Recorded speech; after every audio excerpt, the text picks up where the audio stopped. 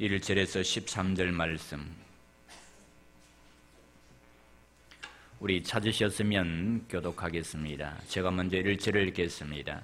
형제들아, 나는 너희가 알지 못하기를 원하지 아니하노니 우리 조상들이 다 구름 아래에 있고 바다 가운데로 지나며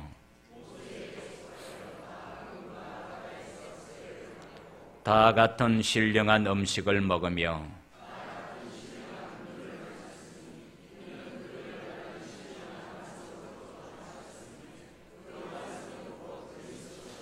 그러나 그들의 다수를 하나님이 기뻐하지 아니하셨으므로 그들이 광야에서 멸망을 받았느니라.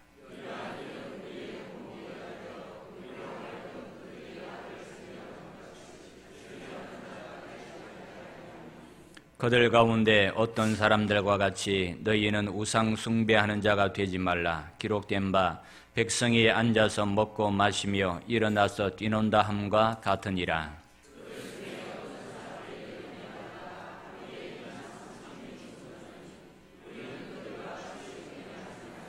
그들 가운데 어떤 사람들이 주를 시험하다가 뱀에게 멸망하였나니 우리는 그들과 같이 시험하지 말자.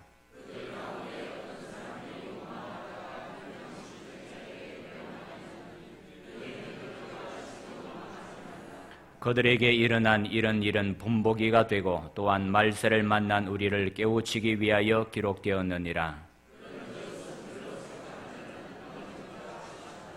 사람이 감당할 시험 밖에는 너희가 당한 것이 없나니 오직 하나님은 미쁘사 너희가 감당하지 못할 시험 당함을 허락하지 아니하시고 시험 당할 점에 또한 피할 길을 내사 너희로 능히 감당하게 하시느니라. 아멘.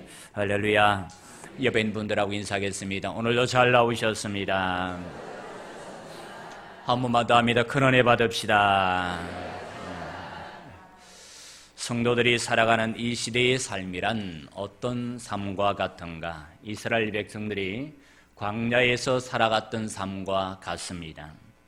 우리는 지금 어디를 건너왔는가? 홍해를 건너왔습니다. 옛날 이스라엘 백성들이 홍해를 건너 광야로 나온 것처럼 우리도 지금 홍해를 건너 광야로 나왔습니다. 우리가 홍해를 건넜다라는 것은 세례를 의미하는 것입니다. 그러므로 세례를 받은 하나님의 백성들은 지금 홍해를 건너 광야의 삶을 살아가고 있는 이스라엘 백성들과 같은 것입니다.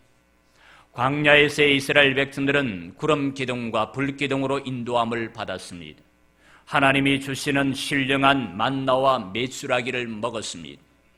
반석에서 주시는 생수를 마셨다고 했습니다. 그런데 이렇게 애굽을 나온 이스라엘 백성들이 가나안 땅에는 미처 들어가지도 못한 채 그들의 대부분은 광야에서 죽었다고 했습니다. 왜 그렇습니까? 시험에 들었어. 어떤 이들은 우상을 숭배하다가 어떤 이들은 간음을 행하다가 그만 3,000명이나 죽었다고 했습니다. 그리고 어떤 이들은 하나님을 시험하다가 불뱀에게 물려서 어떤 이들은 하나님을 원망하다가 멸망을 받았다고 했습니다. 자, 그렇다면 바울이 이러한 일들을 우리에게 상기시켜주는 이유가 무엇일까요? 그것은 오늘날 이 시대를 살아가고 있는 우리들에게도 이것이 거울이 되고 경고가 되기 때문인 것입니다. 우리는 지금 어디에 와 있는가? 홍해를 지나 광야에 나와 있습니다. 하지만 아직 가나안에 들어간 것은 아닙니다. 그렇기 때문에 이 광야의 삶이란 언제든지 넘어질 수가 있다는 것입니다. 그러므로 우리가 해야 할 것은 무엇인가? 섰다고 생각될 때에 넘어질까 조심해야 하는 것입니다. 오늘날 이 시대는 예수를 믿는 사람들이 많이 있습니다. 세례를 받고 믿음의 삶을 살아가는 사람들이 얼마나 많은지 모릅니다. 그런데 그 성도들 가운데 중간에 시험에 들어 넘어지거나 자빠지는 사람들이 많습니다. 그래서 성경에서는 뭐라고 경고의 말씀을 하는가 하면 베드로전서 5장 8절에 근신하라 깨어라 너희 대적마귀가 우는 사자같이 두루 다니며 삼킬 자를 찾는다라고 했습니다. 그러므로 우리는 이 하나님의 경고의 음성을 들어야 하는 것입니다. 여러분, 하나님이 사랑하시는 자들에게 주시는 것이 무엇인가? 경고입니다. 그런데 이 경고의 음성을 듣는 사람들 가운데는 두 종류가 있습니다. 하나는 그 경고의 음성을 듣고 깨우치며 돌아서는 사람입니다. 그리고 또 다른 하나는 경고의 음성을 듣고도 깨우치지 못하는 사람이에요. 그렇다면 어떤 사람이 살아날 수가 있겠습니까? 경고의 음성을 듣고 깨우치는 사람입니다. 그리고 그 잘못된 길에서 돌아서는 사람인 것입니다. 하지만 경고의 음성을 듣고도 깨우치지 못하는 사람은 어떻게 될까요? 사자의 밥이 되고 마는 것입니다. 1912년 4월 10일 무려 2200명의 승객을 태우고 영국의 사우더햄튼을 떠나 미국 뉴욕으로 가던 타이타닉호의 침몰을 여러분은 알고 계실 것입니다. 1941년 12월 7일 350세대의 일본 전투기들이 하와이 진주만을 공격하여 미국 함대를 쑥대밭으로 만들었던 사건도 여러분들은 기억하실 것입니다. 또 우리 민족에게는 해방의 기쁨도 채 가시기도 전에 1950년 6월 25일 주일 새벽 4시를 개 일제히 38선 전역에서 공격을 개시한 김일성의 만행도 여러분들은 다 알고 계실 것입니다. 그런데 이들 사건들의 배후를 면밀히 들여다보면 우연의 일치인지는 몰라도 모두 사전에 막을 수 있었다라는 것입니다. 사전에 모두 경고를 몇 차례씩 했음에도 불구하고 그 경고를 등한히 여김으로 결국에는 이러한 결과를 초래하게 되었다라는 것입니다. 여러분들도 잘 아시다시피 타이타닉호는 영국이 자랑하던 최고의 여객선이었습니다. 이 여객선은 세계 최대 최고의 여객선으로서 선장의 말이 하나님도 이 타이타닉호만은 침몰시킬 수 없다라고 그렇게 말을 했습니다. 그만큼 모든 면에서 완벽하리만큼 장비가 다 갖추어져 있었던 그러한 튼튼한 배였습니다. 그런데 결과는 어떻게 됐는가? 비극으로 끝나고 말았다라는 거예요. 그렇다면 왜 그 배가 침몰하였는가? 오늘날 말하기를 그것은 경고를 무시하고 항해한 데서 비롯되었다고 합니다. 그 배가 가는 항로에 빙산의 얼음 덩어리들이 떠내려가고 있으니 조심하라는 무전이 계속 들어왔습니다. 하지만은 이 무전사는 그것을 듣지를 안 했다라는 거예요. 계속 무전이 들어왔음에도 불구하고 그 경고를 무시해버렸습니다. 무려 6차례나 똑같은 경고의 전보를 받고서 무전사가 했던 말이 무엇인가 하면 그만 입 닥치라는 거예요. 내가 할 일이 없어서 이것을 하고 있느냐라는 것입니다. 나는 너무나 바쁘다라는 것입니다. 그렇게 말했다고 그래요. 이런 일이 있은 지 꼭 35분 만에 비참한 비극을 만나 침몰하게 되었다고 합니다. 그런가 하면 진주만 공격에서도 마찬가지입니다. 일본의 공습은 아침 7시 50분에 행해졌는데 7시에 레이더실의 근무병들이 레이더망에 잡히는 검은 점들을 발견하게 됩니다. 점점 그 숫자가 많이 나타나서 레이더 스크린을 까맣게 채우는 것을 보았지만 그날은 일요일이었기 때문에 레이더병의 보고를 받은 당직 장교인 젊은 중위는 대수롭지 않게 생각을 합니다. 그 비행기는 캘리포니아에서 연습을 하는 미국 비행기라고 생각을 해서 그냥 그것을 묵살해 버렸습니다.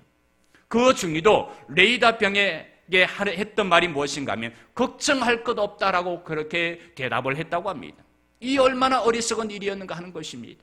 그것뿐입니까? 우리나라의 고급 장교들, 정치가들에게 38선 전역에서 이상한 조짐이 보인다고 그렇게 수차례 보고를 했지만 태평성세만 누리다가 당한 것이 바로 6.25의 비극이라는 거예요.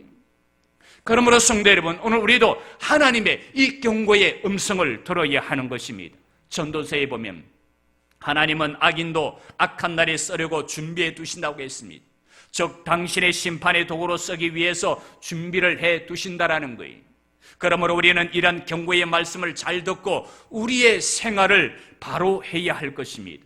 부모는 자식이 잘못을 하게 되면 바로 매를 들지 않습니다. 당장 매를 때리는 게 아니에요. 그러지 말라고 여러 번 다 이러고 경고를 한 다음 그래도 말을 듣지 않으면 매를 드는 것입니다. 마찬가지로 하나님도 우리에게 매를 드실 때에는 바로 들지를 않습니다.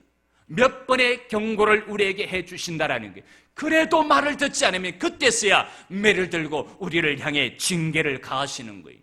자, 그렇다면 우리가 어떤 부분에 있어서 넘어질까를 조심해야 할까요? 오늘 바울은 우리에게 4가지를 말해주고 있습니다. 첫째는 우상 숭배입니다. 오늘 보면 7절에 보면 그들 가운데 어떤 사람들과 같이 너희는 우상 숭배하는 자가 되지 말라라고 했습니다. 하나님이 이스라엘 백성들에게 주신 첫 번째 계명이 무엇이었는가? 나 외에 다른 신을 두지 말라라는 것입니다. 우상이란 누구를 말하는가? 피조물을 하나님처럼 섬기는 것을 말합니다. 그러므로 우리는 하나님 한 분 외에는 다른 어떤 피조물을 섬겨서도 안 되는 것입니다. 모세가 시내산에 올라갔을 때 이스라엘 백성들이 시내산 밑에서 한 것이 무엇이었습니까?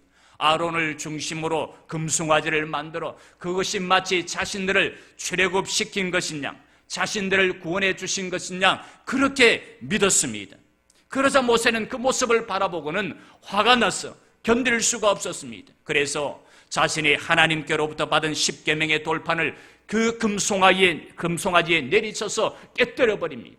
그리고는 그들의 죄를 물었던 것입니다. 그런데 오늘날 우리들은 어떻습니까? 역사적으로 보면 독재자들은 자신들을 하나님의 위치에 올려놓을 때가 많이 있습니다. 예를 들자면 로마 시대의 바로 왕이 그러했고, 오늘날 이 시대는 이단의 교수들이 그러합니다. 그리고 보편적으로 지금은 물질 만능주의 시대입니다. 그렇기 때문에 물질인 돈을 하나님의 자리에 올려놓는 사람들이 많습니다. 이들은 하나님이 이 우주 만물을 마음대로 하실 수가 있다면 저들은 물질인 돈만 있으면 모든 것을 할 수 있다고 믿는 사람들입니다. 그래서 돈이란 우상 앞에 정치도 교육도 인격이란 것도 모두 해결되어진다고 생각을 하는 것입니다. 돈이 있는 사람들은 법도 두려워하지 않습니다. 왜냐하면 돈이면 법도 다 해결사 역할을 하기 때문입니다. 그러므로 돈을 주어서 안 통하는 것이 없다라는 생각이 이미 우리 사회에 팽배해져 있다라는 거예요. 그러다 보니 어린 청소년들에게까지 그 돈의 위력이 파고들어 돈만 있으면 종교도 필요 없다라는 생각을 가지도록 만들고 있습니다. 심지어 젊은이들을 조차도 극단적인 현실주의자들이 되어서 내세에 대한 것을 전혀 받아들이지 않고 있다는 거예요. 여러분 보시오, 이것이 바로 오늘날의 현실인 것입니다. 옛날 태국의 왕조 시대 때 흰 코끼리는 매우 신성한 동물로 취급을 받았다고 합니다. 그래서 때때로 국왕은 마음에 든 신하들에게 이 흰 코끼리를 하사하곤 했는데, 하사받은 대부분의 신하들은 점점 집안이 기울었고 건강이 악화되었으며 심하면 병을 얻어 일찍 죽기도 했다고 합니다. 국왕의 하사품인데다가 신성한 존재인 흰 코끼리를 소홀히 다루면 안 되었기 때문에 커다란 정원을 지어야 하고 음식부터 목욕과 같은 사소한 것 하나까지도 자신이 직접 다루어야만 했습니다. 행여나 코끼리한테 상처가 나거나 병에 걸리기라도 하면 목숨을 잃게 되기 때문에 몸과 마음은 당연히 점점 비폐해져 갈 수밖에 없었습니다. 그러자 왕은 자신이 선물로 보낸 흰 코끼리가 신하들을 망친다라는 것을 알게 됩니다. 그래서 그는 그 다음부터는 마음에 들지 않는 신하들에게 흰 코끼리를 하사했다고 합니다. 그렇다면 여러분, 오늘 여러분들에게 이 흰 코끼리가 없습니까? 우리의 마음을 빼앗은 흰 코끼리, 나의 시간과 에너지를 다 빼앗아감으로 몸과 마음을 망가지게 하는 코끼리는 없습니까? 그렇다면 그 코끼리는 나에게 있어서 우상이 되는 것입니다. 여러분, 우리는 이 세상에 그 어떤 것이라도 하나님을 잊어버릴 정도로 깊이 빠져서는 안 됩니다. 그리고 하나님을 멀리할 정도로 그것을 좋아해서도 안 됩니다. 그렇다면 그것은 우상이 되는 것입니다. 중요한 것은 나의 중심을 잃으면 모든 것을 다 잃게 된다는 거예요. 나의 중심은 누구인가? 하나님이신 것입니다. 그러므로 이 중심을 잃어버리지 않는 여러분들의 삶이 되시기를 간절히 바랍니다. 어떤 사람은 이렇게 말했습니다. 하나님보다 더 당신을 움직이는 것이 있다면 그것은 우상이다라고. 하나님보다 나를 더 움직이는 것이 있다면 그것이 곧 우상이라는 거예요. 그리고 또한 바이런이라는 사람은 이렇게 말했습니다. 나는 세상을 사랑하지 않았고 세상도 나를 사랑하지 않았다. 나는 세상에 더러운 인간에 아첨하지 않고 그 우상 앞에 무릎을 꿇지 않았다라고 했습니다. 그러므로 우리도 바로 이러한 믿음의 삶을 살아가야 하는 것입니다. 두 번째로 음행하는 자들이 되지 말라고 했습니다. 오늘 보면 8절에 보면 그들 중에 어떤 사람들이 음행하다가 하루에 23,000명이 죽었나니 우리는 그들과 같이 음행하지 말자라고 했습니다. 옛날 이스라엘 백성들은 간음죄를 범하는 것을 즐거워했습니다. 그래서 민수기 25장에 보면 남자들이 모압 여인과 간음죄를 짓다가 무서운 심판을 받아 끔찍한 전염병으로 인해 하루 동안에 23,000명이 목숨을 잃는 심판을 받게 되었습니다. 또한 유다서에 보면 소돔과 고모라 역시도 간음을 행하다가 영원한 불의 형벌을 받게 됩니다. 여러분 보세요. 하나님께서는 이 음행하는 자들을 결코 용서하지 않으셨습니다. 하나님은 반드시 음행하는 자들을 심판으로 갚으셨다라는 것입니다. 음행이란 무엇인가? 지조를 버리는 거예요. 다시 말해 언약을 배반하고 이중적인 인격으로 나타나는 것을 의미하는 것입니다. 우리가 남자와 여자가 만나 결혼을 하게 되면 언약을 합니다. 그런데 그 언약을 지키지 않고 다른 남자, 다른 여자를 만나게 된다면 어떻게 되겠습니까? 그것은 언약을 파괴하는 것이요, 또한 지조를 버리는 것입니다. 오늘날 가정이 파괴되는 이유가 무엇입니까? 부부가 지조를 버리기 때문입니다. 서로의 언약을 파괴하고 지키지 않기 때문인 것입니다. 여러분, 우리가 도로를 가다가 보면 정지선이라는 것이 있습니다. 이 정지선이란 최소한의 안전을 위해서 정해놓은 것입니다. 그러나 많은 사람들이 정지선을 잘 지키지 않고 있습니다. 정지선을 무시하는 차 때문에 위험과 불편을 겪는 일이 많다라는 것을 스스로 알면서도 잘 지키지를 않는다라는 거예요. 그런데 이 정지선은 가정에도 있다라는 것을 우리는 알아야 합니다. 그러므로 우리는 가족의 행복과 건강을 위해 이 정지선은 반드시 지켜져야 하는 것입니다. 남편이 넘어서는 안 될 정지선이 있습니다. 아내에게도 넘어서는 안 될 정지선이 있고 자녀들에게도 넘어서는 안 될 이 정지선이 있습니다. 그러므로 행복한 가정을 위해서는 정지선을 잘 지키는 남편과 아내와 자녀가 되어야 하는 것입니다. 이 정지선은 무엇인가? 가정의 행복선인 것입니다. 그런데 정지선 앞에는 빨강, 노랑, 녹색의 신호등이 있습니다. 정지선에 선 운전자는 신호대로 움직여야 합니다. 자신의 마음대로 편리를 위해 신호를 무시하면 언젠가는 대형 사고로 이어지게 되는 것입니다. 그런데 우리의 가정에도 역시 지켜야 할 신호등이 있는 것입니다. 사랑, 이해, 용서라는 신호등이 바로 그것입니다. 이는 행복한 가정에 꼭 필요한 3대 요소라고 볼 수가 있습니다.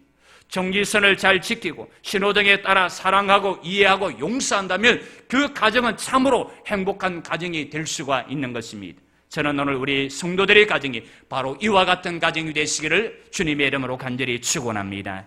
그런데 여러분, 하나님과 이스라엘 백성들 간에도 이와 같이 맺은 언약이 있습니다. 그런데 그 언약을 이스라엘 백성들이 파괴를 한다면 하나님의 마음이 얼마나 아프겠습니까? 우리가 지조를 지키지 않고 정지선을 지키지 않은 채 살아간다면 하나님은 분명 우리에게 그에 합당한 심판을 가하시는 것입니다. 물론 처음에는 경고를 하십니다. 그런데도 그 경고를 무시한 채 듣지를 않는다면 채찍을 들어서 우리를 때리시는 것입니다. 그러므로 성도 여러분, 돌아서시기를 바랍니다. 하나님과의 언약을 지키시기를 바랍니다. 그래서 넘어지지 않는 우리 성도들이 되시기를 간절히 바랍니다. 세 번째로 시험하지 말라라고 했습니다. 오늘 본문 9절을 다 같이 한번 다시 읽어볼까요? 9절을 다 같이 읽겠습니다. 시작. 그들 가운데 어떤 사람들이 우리는 그들과 같이 시험하지 말자. 아멘. 여기에서 하나님을 시험했다라는 것은 무슨 뜻입니까? 하나님의 선하심과 능력과 지혜 등을 그릇된 동기에서 알아보려는 행위를 의미하는 것입니다. 조그만 어려움이나 고통스러운 일이 닥치게 되면 하나님을 저울질을 해보고 하나님이 정말 살아계신가 아닌가, 좋으신 분인가 아닌가를 시험해보는 사람들이 있습니다. 여러분, 시험을 한다는 것은 그 밑바닥에 무엇이 깔려 있습니까? 불신이 깔려 있는 거예요. 만약에 여러분의 자녀들이 부모를 의심하여 자꾸만 확인해 보겠다고 한다면 얼마나 기분이 나쁘겠습니까? 어느 자식이 확인을 해보고 믿는 자식이 있습니까? 무엇인가를 확인해 보겠다라는 것은 아직도 내가 믿지 못하겠다라는 뜻인 것입니다. 사랑하는 사람들이 사랑을 확인해 보려고 상대방을 시험해 보고 싶다면 아직도 그 둘의 사랑은 어딘가에 의심의 여지가 남아 있다라는 증거인 것입니다. 여러분, 참된 사랑은 목숨까지 내어줄 수 있는 사랑인 것입니다. 그런 사랑이라면 무엇을 의심하겠습니까? 그렇다면 여러분, 누가 이러한 사랑을 했습니까? 예수님이신 것입니다. 예수님은 우리를 위해 자신의 목숨을 버리심으로 우리에게 사랑이 무엇인가를 가르쳐 주셨습니다. 그런데 이러한 사랑을 베풀어 주신 그 예수님을 내가 믿지 못한 채 의식을 하거나 모르겠다고 한다면 얼마나 큰 죄가 되겠습니까? 오늘 이스라엘 백성들은 이러한 하나님을 시험했다고 했습니다. 그랬을 때 하나님께서는 뱀을 통해 백성들을 물어 죽게 하십니다. 그러므로 예수님은 이렇게 말씀하십니다. 예수께서 이르시되 또 기록되었으되 주 너의 하나님을 시험하지 말라라고. 오늘 우리 성도들은 어떤 상황에서도 하나님을 의심하거나 시험하지 말고 좋으신 하나님께서 우리를 아름다운 길로 인도해 주실 것을 믿고 확신하며 따라갈 수 있기를 주님의 이름으로 축원합니다. 마지막으로 원망하지 말라고 했습니다. 오늘 보면 10절에 보면 그들 가운데 어떤 사람들이 원망하다가 멸망시키는 자에게 멸망당하였나니 너희는 그들과 같이 원망하지 말라라고 했습니다. 이스라엘 백성들이 광야의 삶을 살아가면서 한 일이 무엇인가? 원망이었습니다. 그래서 우리가 광야에서의 이스라엘 백성들의 삶을 보게 되면 얼마나 많은 원망과 불평을 늘어놓는지 모릅니다. 먹을 것이 없다면 먹을 것이 없다고 불평하고, 마실 물이 없으면 마실 물이 없다고 불평하고, 고기가 먹고 싶으면 고기가 없다고 불평을 하고. 여러분의 원망하는 마음에는 무엇이 없습니까? 감사와 기쁨이 없습니다. 감사가 없다라는 것은 은혜를 망각했다라는 것입니다. 지금까지 은혜를 받고도 원망하는 마음이 생겼다면 그것은 과거의 은혜를 잊어버리고 현실적인 문제만 생각하고 있기 때문인 것입니다. 원망은 시험에 드는 첫 관문이라고 했습니다. 그렇기 때문에 원망하는 마음이 생기게 되면 시험에 들게 되어 있는 것입니다. 그러므로 사단은 우리를 시험하기에 앞서 먼저 무엇을 주는가? 원망의 마음을 심어주는 것입니다. 그러므로 우리는 이러한 사단의 전략을 알고 그 전략에 넘어가지 않도록 해야 하겠습니다. 그래서 성경은 뭐라고 말씀합니까? 범사에 감사하라라고 했습니다. 오늘 우리 성도들은 원망하지 말고 범사에 감사하는 삶을 살아갈 수 있게 되기를 주님의 이름으로 간절히 축원합니다. 그렇다면 우리가 이러한 것을 안 다음에 해야 할 것이 무엇인가 하는 것입니다. 여러분, 사람은 자신에게 있어서 약점이 있습니다. 저에게도 약점이 있어요.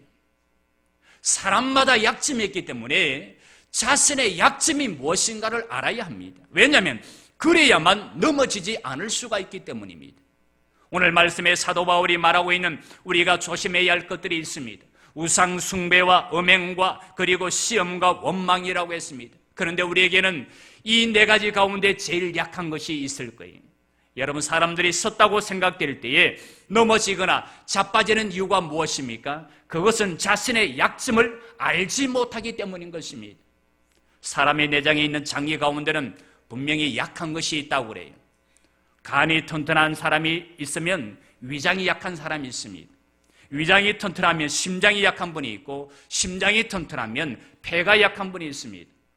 모든 장기가 다 건강한 것은 아니라는 거예요. 우리 내장에 있는 장기들 가운데 강한 것이 있으면 분명히 약한 것이 있다는 겁니다. 그래서 기울어진다는 거예요.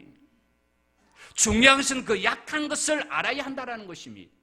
약한 것을 알고 그 약한 것을 조심하는 사람이 건강하게 장수하며 살아갈 수가 있는 것입니다.